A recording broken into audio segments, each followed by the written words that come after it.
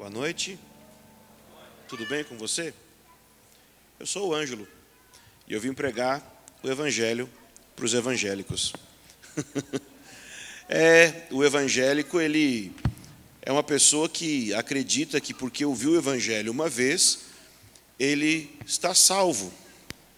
Ele acha que já está tudo certo com ele, porque ele foi evangelizado. Mas quem disse que você realmente é uma pessoa salva?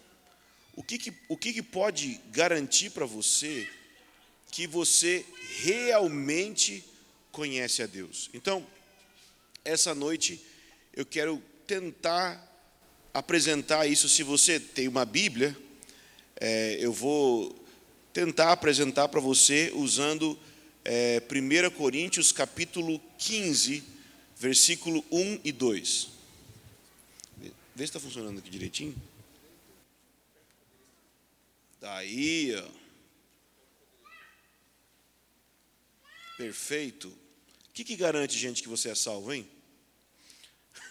Já parou para pensar nisso? Eu sou salvo, por quê? Não, eu sou salvo porque eu vou na igreja. Eu sou salvo, talvez, sei lá, porque eu não vou na igreja. Pode ser outro motivo, não é? Vamos ver o próximo slide aqui. Again.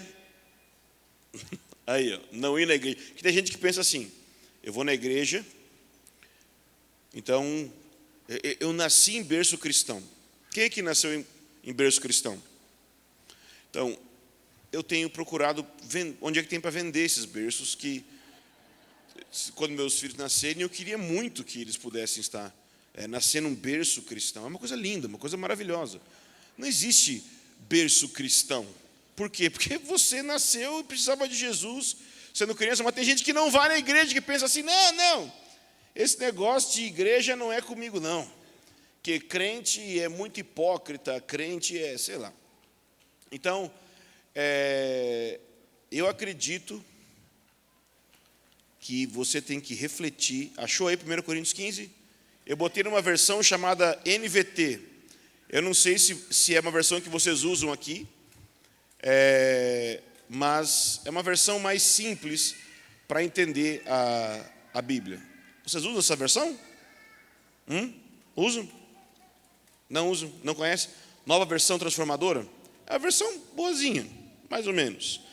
Não é a melhor, porque não existe tradução perfeita, né? Você precisa ler em grego para ter a tradução perfeita, né? Ou em hebraico. Então, como nós estamos no português, a gente vai usando o que dá certo, né? A gente vai usando o que é possível. Então, 1 Coríntios, capítulo 15, versículo 1 e 2, o apóstolo Paulo ele está lembrando a igreja do Evangelho. Então, nessa versão, na NVT, ele fala, irmãos, agora eu quero lembrar-vos das boas novas que eu lhes anunciei anteriormente. Que boas novas, gente? O Evangelho, ok? O Evangelho. Vocês as receberam e nelas permanecem firmes. São essas boas novas que os salvam, se continuarem a crer na mensagem como eu lhes anunciei. Do contrário, sua fé é inútil. Então, nesse meu questionamento, o que te garante que você é salvo? Ora, esse verso parece estar nos indicando o que é que define a salvação de uma pessoa. É a fé dela na mensagem, é a manutenção dela na crença da mensagem. Isso é que vai manter alguém salvo. Ou seja, Keith Green dizia que você não se torna um hambúrguer por entrar no McDonald's e você não se torna um cristão por entrar na igreja. Não importa o fato de você estar aqui, isso não vai definir que você faz parte do reino de Deus ou não. A entrada no reino de Deus, a entrada num relacionamento real com Jesus, ela é consequência de você ter depositado fé nessa mensagem. E eu quero abrir um pouco, então, sobre esse versículo e as implicações dele para você. Então, vamos por parte, como diria o amigo Jack Stripador, ok? Para quem Paulo está escrevendo essa mensagem? Primeira coisa, ele fala, irmãos, Olha que interessante, Paulo está escrevendo para irmãos. E está falando sobre o quê? Evangelho. Ele não está falando sobre o céu. Ele não está falando sobre escatologia, que a gente estava discutindo ontem, ainda que escatologia ainda tenha muito a ver com o Evangelho. Ele estava falando de elementos básicos do Evangelho, ou seja, ele está pregando o Evangelho para pessoas que já conheciam, como eu estou fazendo com você hoje aqui. Eu estou pregando o Evangelho para os evangélicos. E qual é o motivo que Paulo escreveu? É porque ele entendia que essas boas novas salvavam. Ele fala, são essas boas novas que salvam vocês. Então ele começa falando, irmãos, eu escrevo a vocês e lembro a vocês a mensagem que eu anunciei. E por que ele está fazendo isso? Porque eles estavam saindo dessa mensagem e indo para outro tipo de mensagem, assim como você lê em Gálatas também. Então você precisa raciocinar comigo. O que você crê sobre o Evangelho define a sua eternidade. Isso é muito sério. Vamos colocar em outras palavras? Heresia leva para o inferno. Se o que você crê sobre Jesus não é aquilo que Jesus revelou sobre si mesmo na Bíblia, mas é algo que os seus pais te ensinaram, os seus pastores te ensinaram, as tradições te ensinaram, mas não é de fato aquilo que Deus revelou, você pode estar em sérios problemas. Sua eternidade pode estar em sérios problemas. Eu queria que isso pesasse nos teus ombros hoje. Então, o que levou Paulo... uma condição para ser salvo que tem a ver com o que levou Paulo a escrever. Olha o texto, se você está com a Bíblia aberta aí. Porque eu posso ter inventado um texto. Vai que eu sou um falso mestre, um falso profeta. Abre sua Bíblia e vê se é verdade o que eu estou falando. Paulo colocou uma condição para ser salvo. Se, é uma grande condição, se vocês mantiverem a mensagem tal como anunciei a vocês. Entende? O sujeito pode não manter a mensagem, ele pode se manter evangélico, no sentido de ir na igreja, mas não se manter no Evangelho. Ele pode não se manter na verdade da palavra. E eu não estou falando aqui simplesmente de obediência a princípios, simplesmente obediência a mandamentos. Eu estou falando em se manter crendo na mensagem. Isso é o que define sua eternidade, a sua relação com a mensagem do Evangelho. Se mantiver, qual é a condição que Paulo está colocando? Ele não está colocando que você tem que ser uma pessoa boa para ser salvo. Ele não está dizendo que você tem que fazer muita oração. Ele não está dizendo que você tem que ter vergonha na cara. Ele não está dizendo que você tem que ser esforçado. Ele não está dizendo que você tem que cuidar dos pobres. Ele não está dizendo que você tem que votar no Bolsonaro, nem no Haddad, nem na direita, nem na esquerda. Nada disso define se você é salvo ou não. Nada disso. Paulo está falando da mensagem. Tudo que você possa achar que vai te manter salvo, não vai te manter salvo a parte da mensagem. A condição é crer e continuar crendo na mensagem. Você sabe qual é a mensagem? Você pensa nela? Você poderia, talvez, me dizer a mensagem? Talvez, se você precisasse escrever uma carta para alguém, você saberia o que escrever? Você saberia dizer qual é a mensagem de Deus para a humanidade? Ou quem sabe, você só sabe as 4 leis espirituais? Quem sabe você só sabe aquilo que você aprendeu na escola bíblica dominical, ou alguma coisa que estava em algum folhetinho de evangelismo? Mas pense comigo, Paulo estava tão preocupado com a igreja de Corinto, que ele achou importante revisar a mensagem com eles, porque ela é o fundamento. Qual é a mensagem? A mensagem é uma história. E essa história ela poderia ser dividida em 4 partes ou em 4 atos. Primeiro é, quem é Deus? Segundo, quem é o homem? Terceiro é, quem é Jesus Cristo? E quarto é, qual deve ser a minha reação, minha resposta a isso? E eu quero mostrar isso para você hoje. Eu quero te evangelizar. Eu estou evangelizando evangélicos hoje. E se isso te ofende, desculpa. A mensagem de Jesus é para ofender mesmo. A Bíblia chama de loucura, a Bíblia diz que alguns acham que é loucura, outros acham que é uma pedra de tropeço. Jesus é uma pedra de tropeço. Jesus é uma rocha de escândalo. E se Deus não ofendeu ainda a sua mente com o Evangelho, se você ainda não ficou escandalizado, dizendo, meu Deus, está falando sério que é só isso? Está falando sério que é tudo isso? Está falando sério que é isso que salva? Se você nunca ficou escandalizado, se para você é tudo perfeitamente palatável, perfeito de entender, você não entendeu o Evangelho, você não ouviu. A mensagem de Deus escandaliza. E Deus só pode te falar um negócio. A mensagem de Deus escandaliza, mas não é todo escândalo que é a mensagem de Deus. O Evangelho é loucura, mas não é toda loucura que é Evangelho.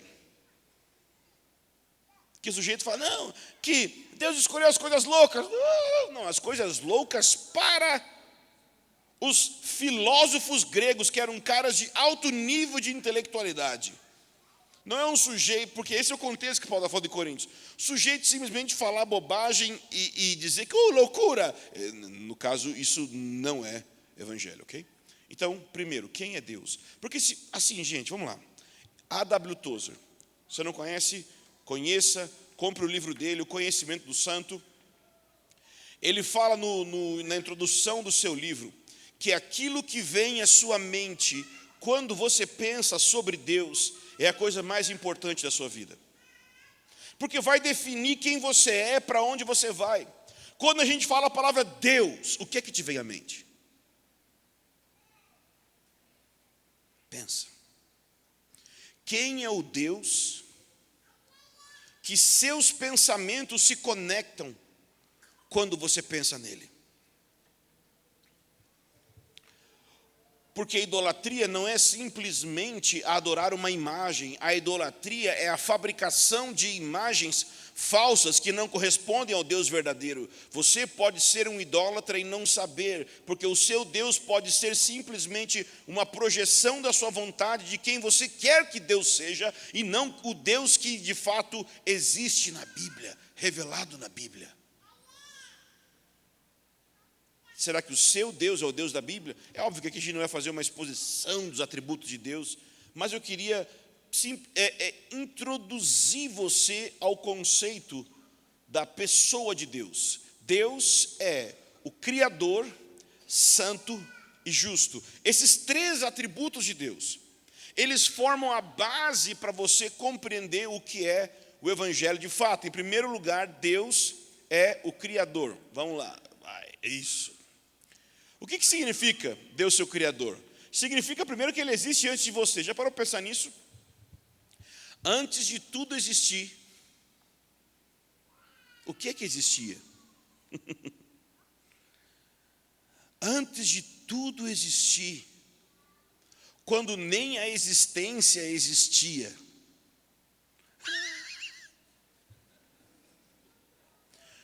você sabia que Deus não existe? Porque para existir ele tem que ter passado a existir, ele é antes da existência, e a própria existência tem origem nele. Explodiu meu cérebro. A gente tenta voltar, né? O que existia antes de Gênesis 1:1? Antes de Deus começar a criar, antes de Deus começar a criar os anjos do céu, e o que tinha antes? Só tinha Deus. Só Deus. Só Deus é uma palavra burra, né? Só Deus, né? Só o Pai, o Filho e o Espírito Santo eternamente conversando. É coisa, né, básica. Não é coisa simples demais, né? Só Deus. Ele é a origem de tudo, Ele é o Criador de tudo. Tudo vem dEle, tudo é por meio dEle, e tudo é para Ele.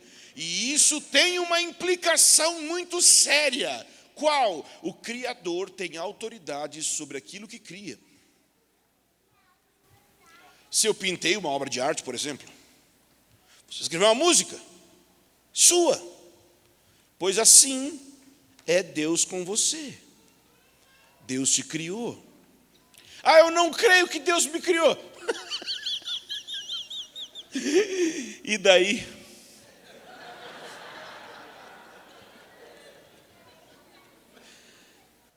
Não muda o fato que você foi criado por Ele. E que um dia você vai estar diante dEle tendo que prestar contas. Querido, se você não crê em Deus, você é mais burro que eu. Por quê? Vamos supor que eu estou errado e Deus não existe. Se Deus não existe e eu morro, não perdi nada, né? Gastei minha vida crendo em algo que não era verdadeiro, mas morri e não tinha nada, estava enganado. Mas se eu tiver certo e você errado,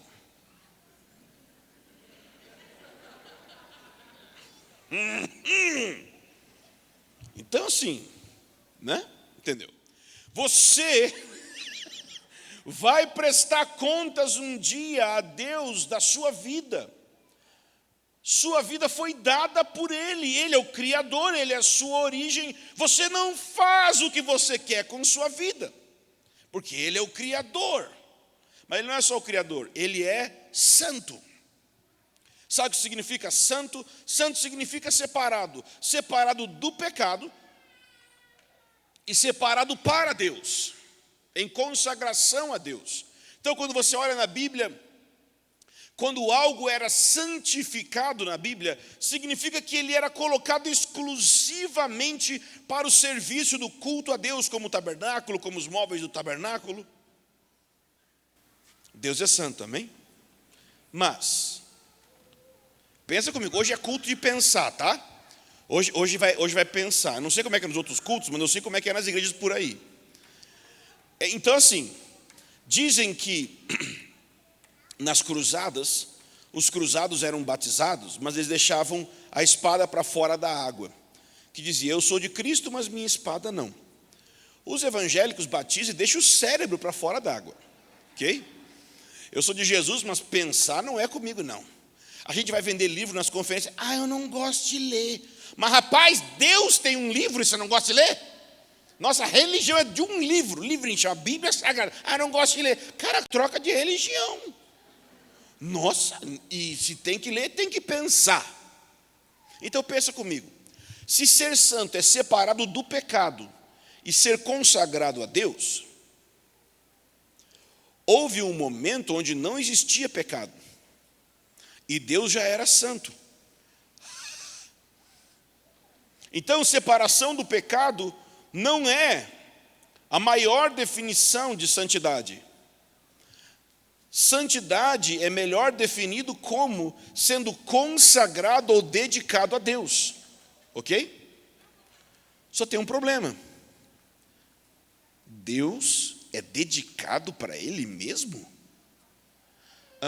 Sim. Deus, eu vou falar uma heresia. Anota aí. Pode botar meu nome embaixo. Deus é egocêntrico. Porque Ele é o único que o ego dele é o centro de verdade. Já parou para pensar? Por que você não gosta de pessoas egocêntricas? É que elas querem ser o centro das atenções, mas elas não têm o direito de ser o centro das atenções, que são simples mortais.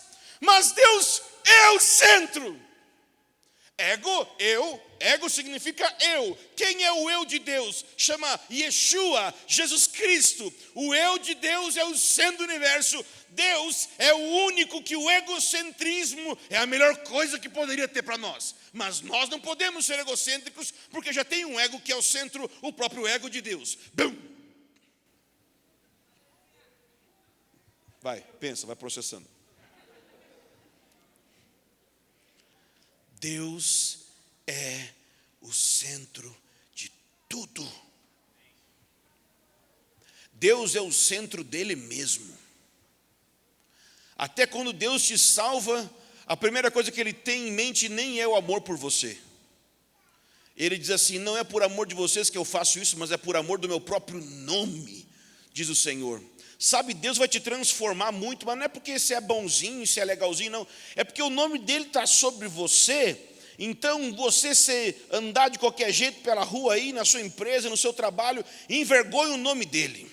Então, ele vai santificar o nome dele em você. Nem que para isso ele tenha que te esfregar, sabe, no tanque, assim, até você ficar limpinho. Mas ele vai fazer. Amém? Essa boa nova que dá medo, né? Nossa, que boa nova que me arrepia, irmão. Mas é verdade, Deus é santo e justo. Justo significa não apenas igualdade, não é igualdade. Tem gente que pensa que justiça é igualdade. A Bíblia não define justiça como igualdade. Quem define justiça como igualdade é Karl Marx e não Deus, ok? Nem toda igualdade é justa. Se vários alunos fazem uma prova no colégio e cada um tira uma nota, mas eu decido dar a mesma nota para todo mundo, isso é injusto. Então, igualdade nem sempre é justiça. Algumas vezes, claro que é. Justiça significa que algo está sendo feito da maneira correta. Justiça significa que algo que deveria de acontecer está de fato acontecendo. Ou seja, existe um padrão, o padrão daquilo que é certo, o padrão daquilo que é reto. Justiça é agir de acordo com esse padrão. Entendeu? Então, Deus sempre age de acordo com o padrão daquilo que é certo. Só tem um problema. Pensa comigo. Se você age de acordo com um padrão daquilo que é certo, esse padrão é maior que você. O padrão está acima de você e você se adequa a esse padrão. Deus é o próprio padrão daquilo que é certo. Deus não apenas faz tudo de maneira correta, mas tudo que é correto só é correto se está adequado a quem Deus é. Tempo para pensar, como diz na Bíblia, selar, pensa. Deus. Porque tem gente que pensa assim, não, mas será que é justo isso que Deus fez? Toda vez que alguém diz isso, junto com isso, deve vir um anjo ao lado e falar, burro! Como que Deus pode fazer algo que não é justo, se só é justo aquilo que é feito baseado nele? Deus nem pode fazer algo injusto, não que ele não pode no sentido de incapacidade, porque ele é só justo. O que você está gostando? Vocês estão feliz? E quem é o homem? E quando eu falo homem, é o homem e a mulher, tudo bem? Os dois são ruins. Eu sei que os homens às vezes são mais ruins, né? Bom, pelo menos minha esposa me dá a entender que eu sou pior que ela. O homem é mau, incapaz, iludido e religioso. Gente, eu achei que eu ouvi uma mensagem de vitória hoje. Vire para o seu irmão e fala, meu irmão, você é mau. Você é iludido e incapaz. Você é religioso. Irmão, você não presta. Fala para o irmão do outro lado, você não presta.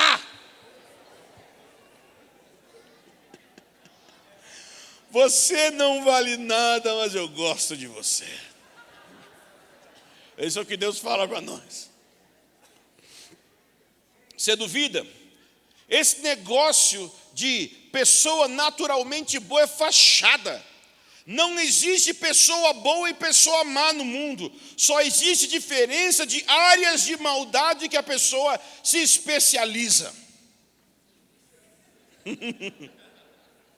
Por exemplo, o amor de mãe. Nossa, é o amor mais puro que existe, até ela virar uma sogra.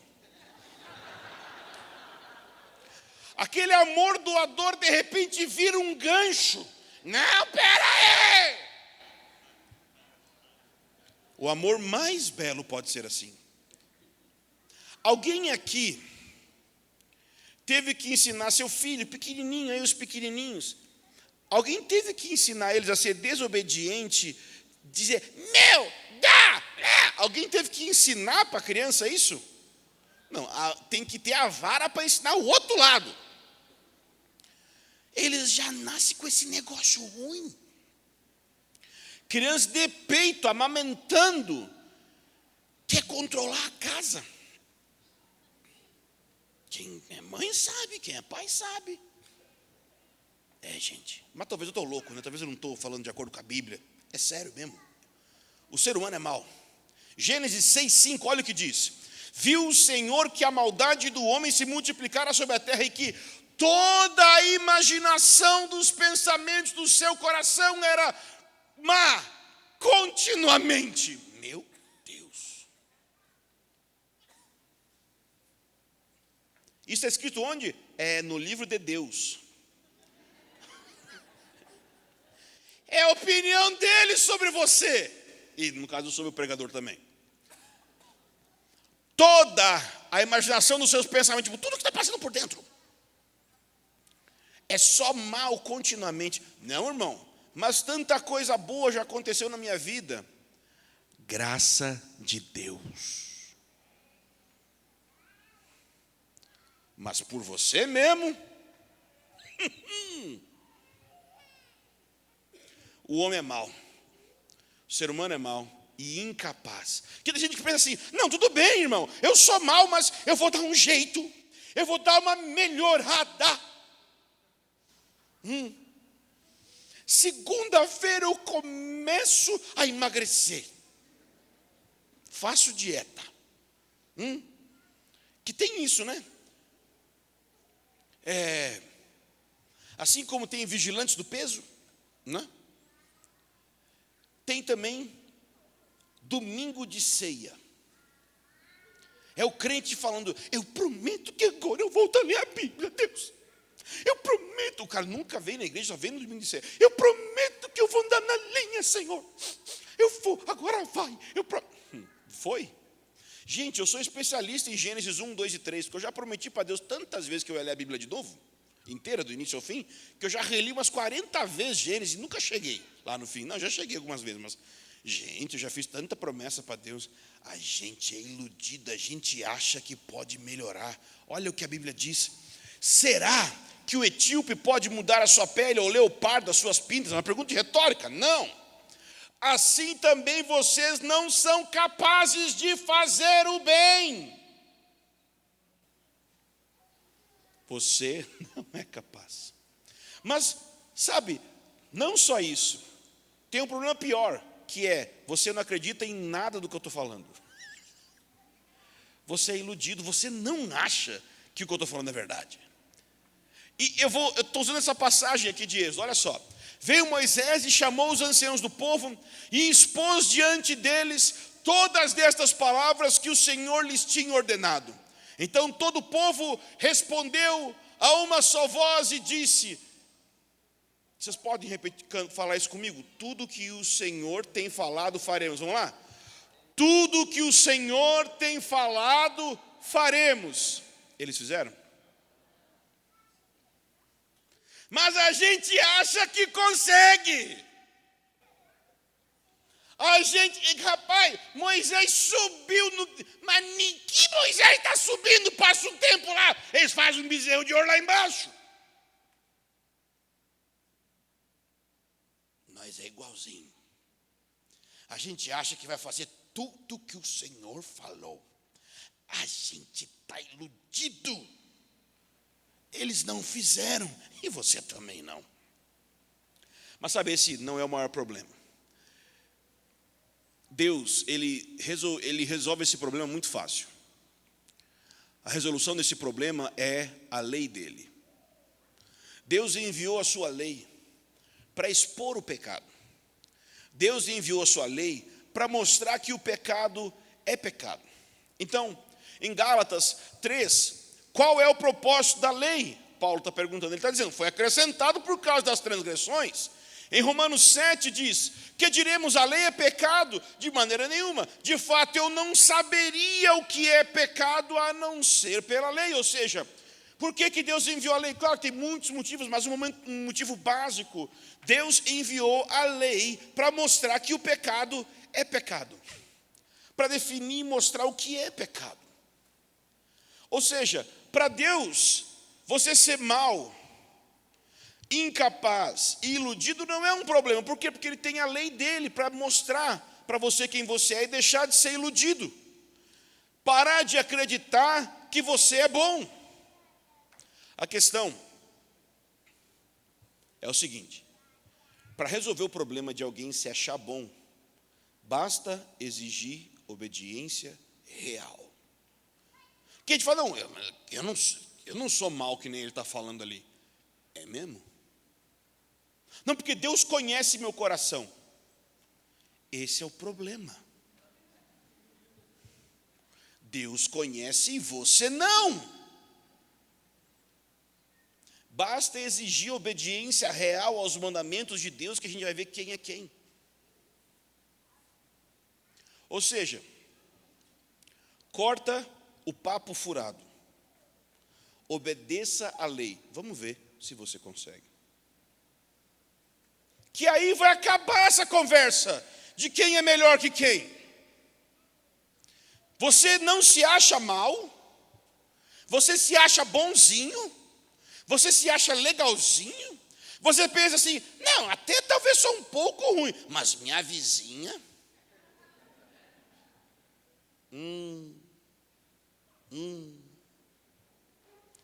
cuidado. Esse é o pior nível de ser humano que existe. O religioso. Religioso. Portanto, você que julga os outros é indesculpável, pois está condenando a si mesmo naquilo em que julga, visto que você que julga pratica as mesmas coisas. Esse também é o livro de Deus, não sei se você sabe. Esse é o pior nível de pessoa que existe. Quem? É aquele ser humaninho que conhece a Bíblia e acha que porque conhece a Bíblia é melhor do que os outros. Só que não importa se você conhece, o que importa é se você obedece. Ninguém vai ser justificado diante de Deus por conhecer a lei, por saber da lei.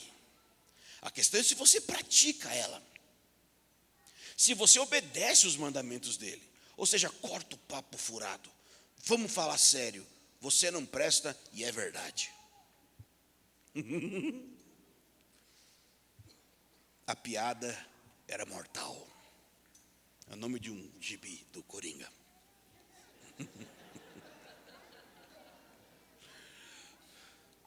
Vamos lá, próximo slide. Vai.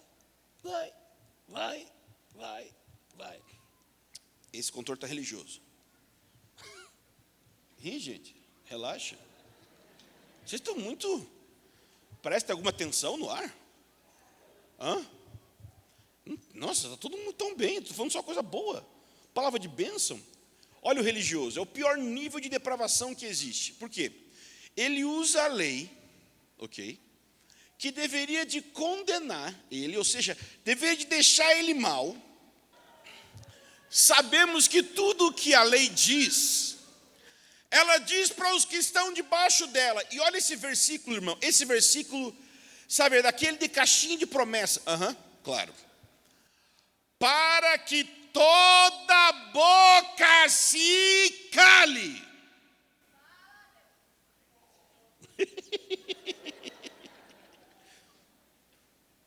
Sabe, crente, dizem por aí, né?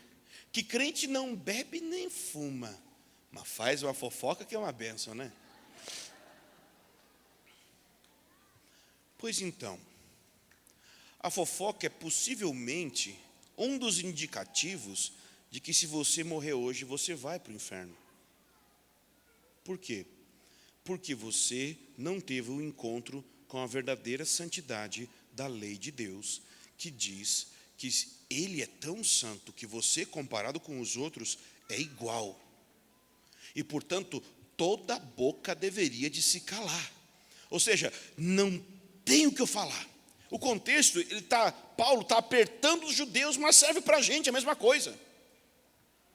Os judeus da época eram os conhecedores da Bíblia, nós somos os conhecedores da Bíblia na nossa cidade e na nossa geração.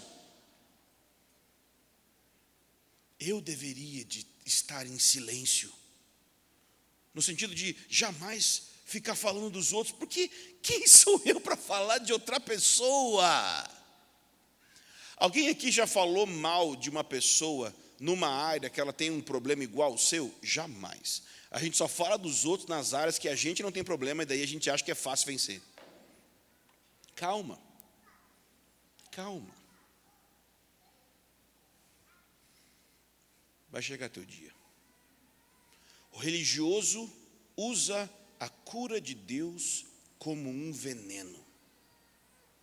Como assim? Deus tem uma lei que é para fazer você ficar quieto, calado, humilde, quebrantado, sentindo como você é pequeno. E ao invés de você fazer isso, você usa como um veneno para julgar os outros. Isso é terrível. O religioso é vacinado contra Deus. Sabe como é que é ser vacinado contra Deus? Quem sabe como é que faz vacina? Vacina você pega um pouco da doença, um pouco, e você injeta ela no organismo, de maneira que você torna a pessoa, o organismo, imune à doença. O religioso é alguém que experimentou só um pouquinho de Deus e ficou imune para mais de Deus. Porque ele acha, não, eu já tenho. Eu já conheço, eu já sou salvo, eu já sou batizado do Espírito Santo. Não, eu já sou uma bênção. Não, nossa igreja já tem avivamento. Nossa, você não sabe que é pobre, cego, nu e miserável, o Senhor diz. A gente pensa, não, eu estou rico, eu estou abastado, eu tenho tudo. Gente, a gente não tem nada. A gente não é nada.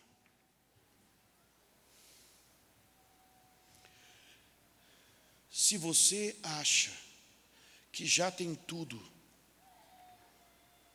a cura de Deus nunca vai chegar na sua vida. Se você acha que já está curado, o remédio de Deus não serve para você. Se você acha que já tem tudo, o mais de Deus não serve para você.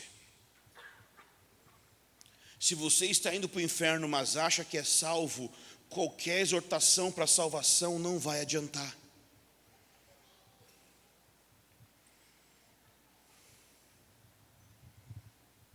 Presta atenção. É a sua alma.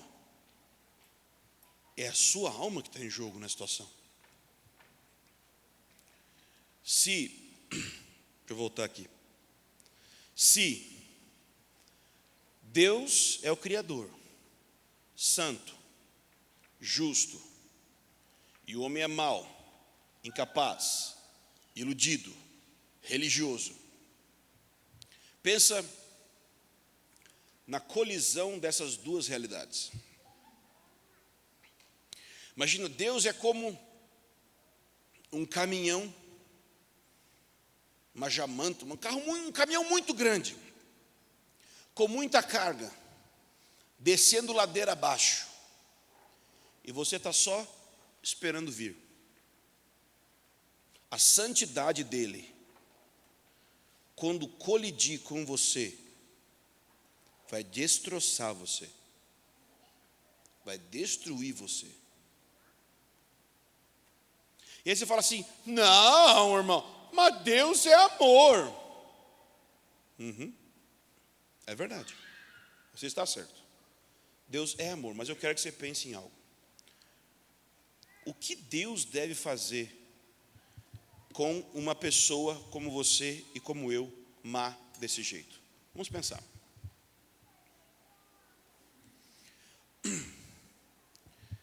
O que você faria com uma pessoa que comete um crime? Por exemplo, uma pessoa te assaltou.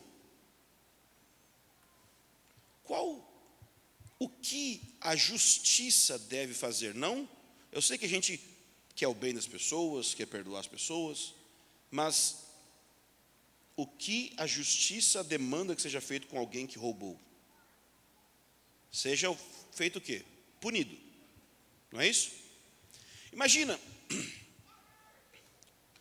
por exemplo, tem gente que não entende muito bem isso de punição, mas pensa comigo. Vamos supor que você tem uma filhinha, ok? E um homem chega, invade a casa onde ela está, estupra ela, mata ela, e tudo isso foi filmado. E é provado que foi essa pessoa que cometeu o crime, ok? Terrível imagem.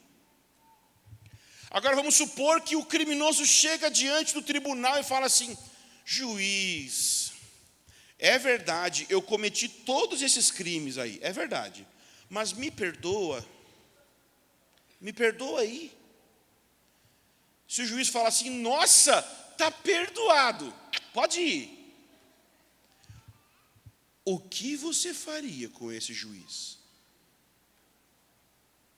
O que você sentiria em relação a esse juiz?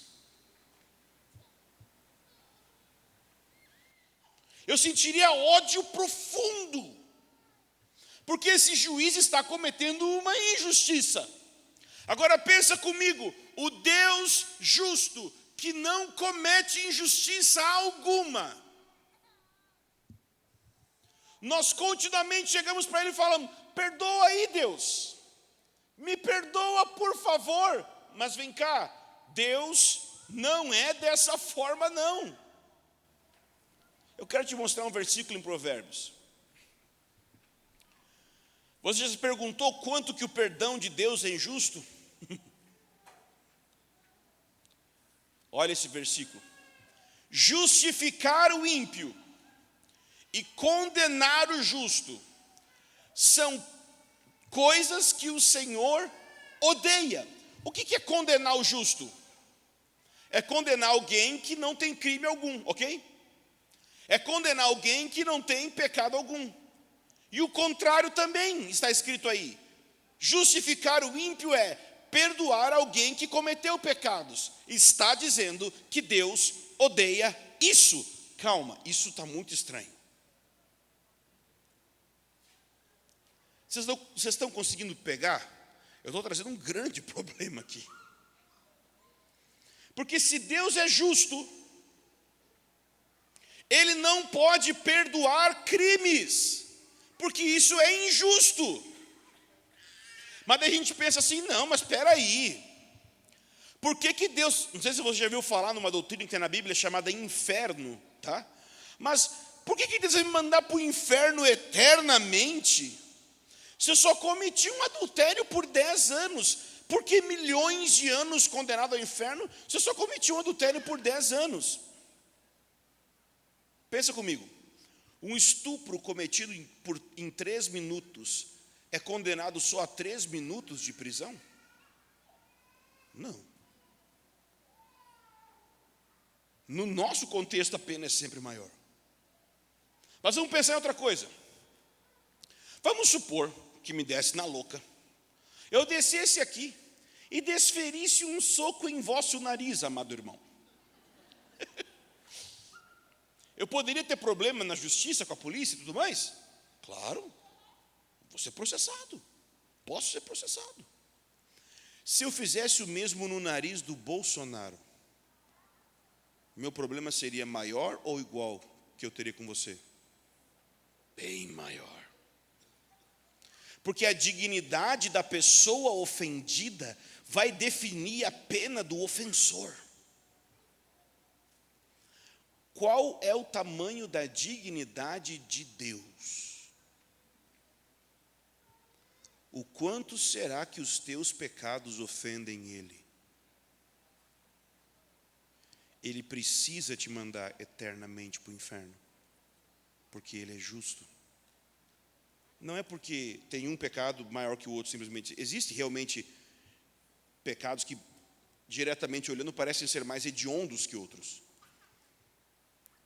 Mas a santidade do Deus que é ofendido com os teus pecados, mesmo dos pecados que você comete com outras pessoas, mesmo assim eles são contra Deus. O que Deus deve fazer? Qual é a solução para isso? Que, meu Deus, se não podia descer mais, agora a gente está no pior lugar da depressão, dá vontade de se matar. E se você não sente isso, é porque você não está entendendo nada. Bom,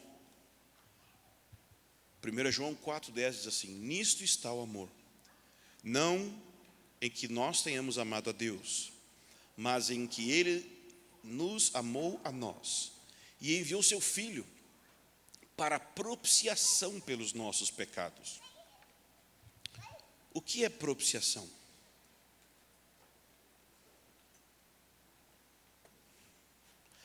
A punição que você merecia, Jesus recebeu ela na cruz. Ou seja, você cometeu o crime. Imagina que você é esse estuprador. Você é essa pessoa que estuprou a menina e matou ela. O seu crime é muito pior que isso, diante da santidade de Deus. Talvez você olhe para si mesmo e não acha tão mal, mas quando você compara quem você é diante da santidade de Deus, Isaías disse: ai de mim!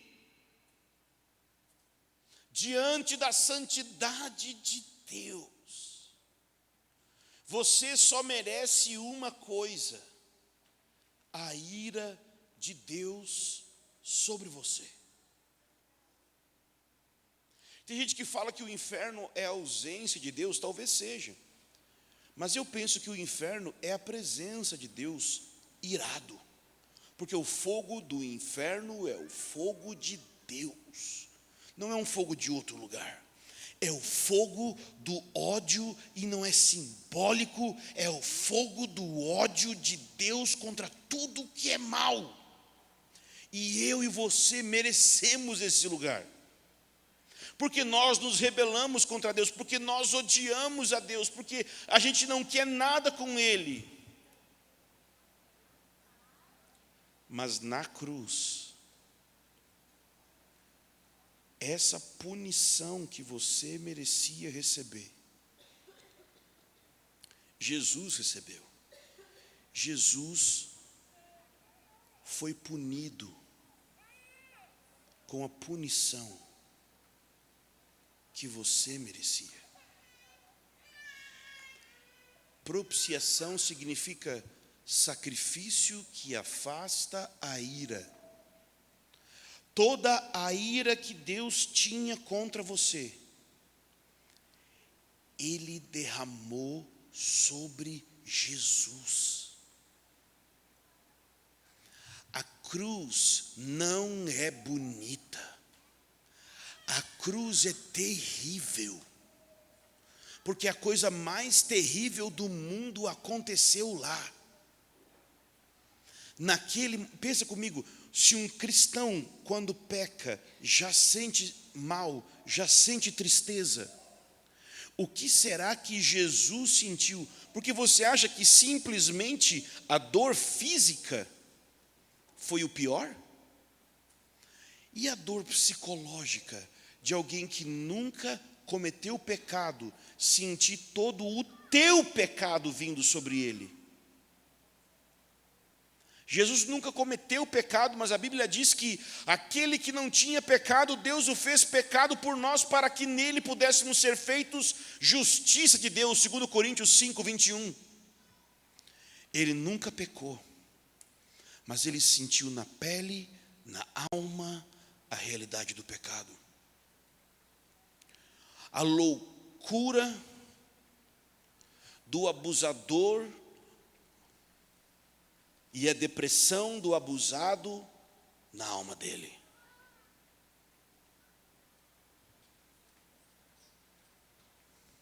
Mas como se não bastasse a dor física e a dor na alma dele, ele disse: Deus meu, por que me desamparaste? Sabe o que significa isso? Que aquele que sempre esteve em comunhão com Deus e próximo de Deus, se sentiu separado naquele momento. Ele esteve separado do Pai para que você jamais fosse separado. Todos os teus pecados, todos os teus crimes, todos. Sabe por que a Bíblia diz que não há condenação para aqueles que estão em Cristo Jesus? Porque um homem foi condenado no seu lugar. Alguém foi punido no seu lugar.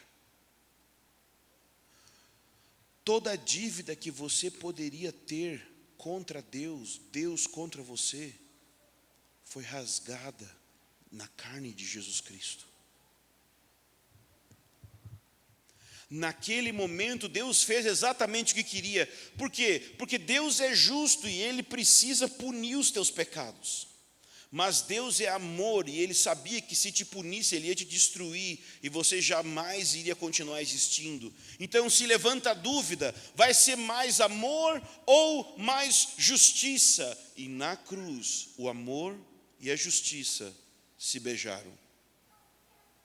Se encontraram no mesmo lugar. Quando Jesus Cristo foi pendurado, pregado numa estaca de execução, Deus olhou para aquilo e Ele contou como se fosse você. Não há condenação para aqueles que estão em Cristo Jesus. Deus não tem castigo para te dar. Deus não tem dívida para te cobrar. Porque justificados, pois, mediante a fé, temos paz com Deus. Tudo que poderia fazer Deus se sentir decepcionado com você foi pregado naquela cruz. Deus está em todo o tempo sorrindo para você. Não porque Ele esqueceu teus pecados, é porque Ele puniu teus pecados. Teus pecados foram eliminados em Jesus Cristo. Ele absorveu a tua culpa, a tua condenação nele mesmo. E o melhor de tudo, Ele ressuscitou, dando prova de que o sacrifício, dando prova de que aquilo que Ele fez na cruz foi aceito por Deus. Ou seja, Ele não foi simplesmente a pessoa que morreu e ficou lá, Ele ressuscitou. Portanto, o que eu tenho que fazer? Uma vez que a ira de Deus caiu em Jesus,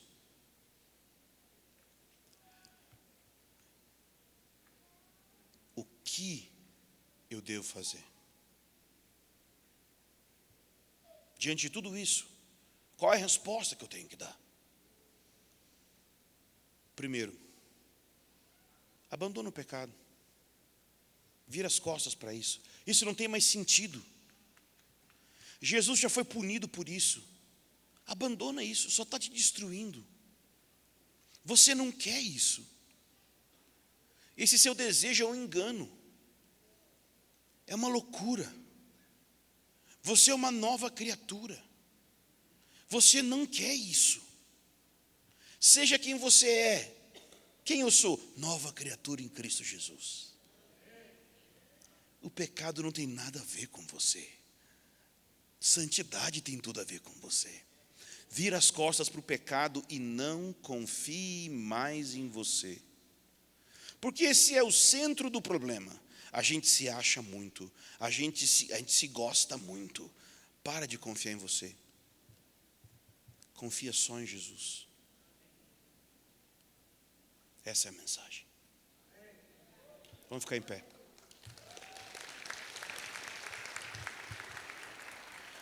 Se você precisa hoje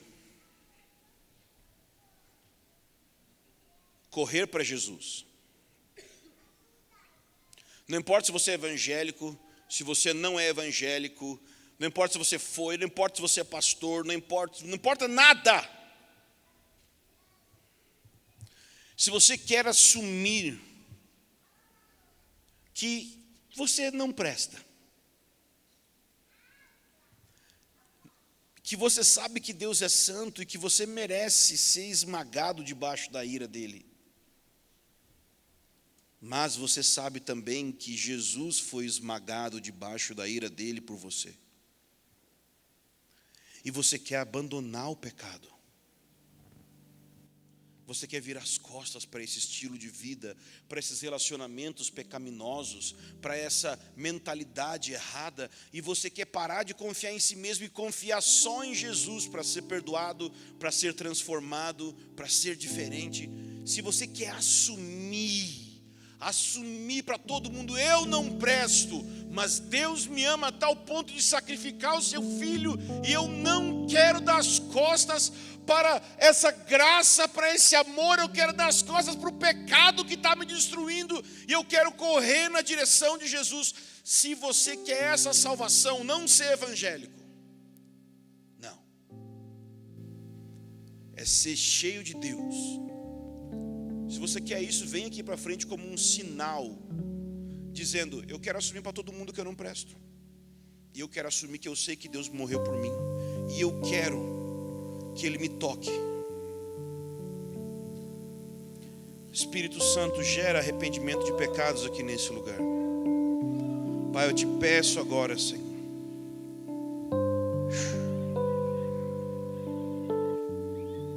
a graça de Deus está sobre vocês, irmãos. O perdão de Deus. O perdão de Deus. Deus sempre perdoa aqueles que se arrependem. Deus sempre estende graça. Não existe um abismo tão profundo que Deus não possa te tirar de lá. Não existe um pecado tão sujo que o sangue de Jesus não consiga limpar.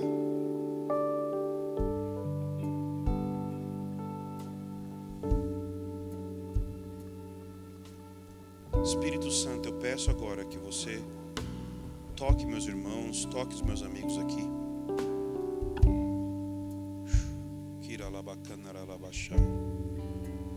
Libera o teu toque aqui. Eu sinto a presença dos anjos aqui, ministrando as pessoas. Senhor, eu peço que o Senhor tire, Senhor, toda a confiança que nós temos tido em coisas, em pessoas que substituem você. Volta nosso coração só para Ti, Jesus. Só para Ti.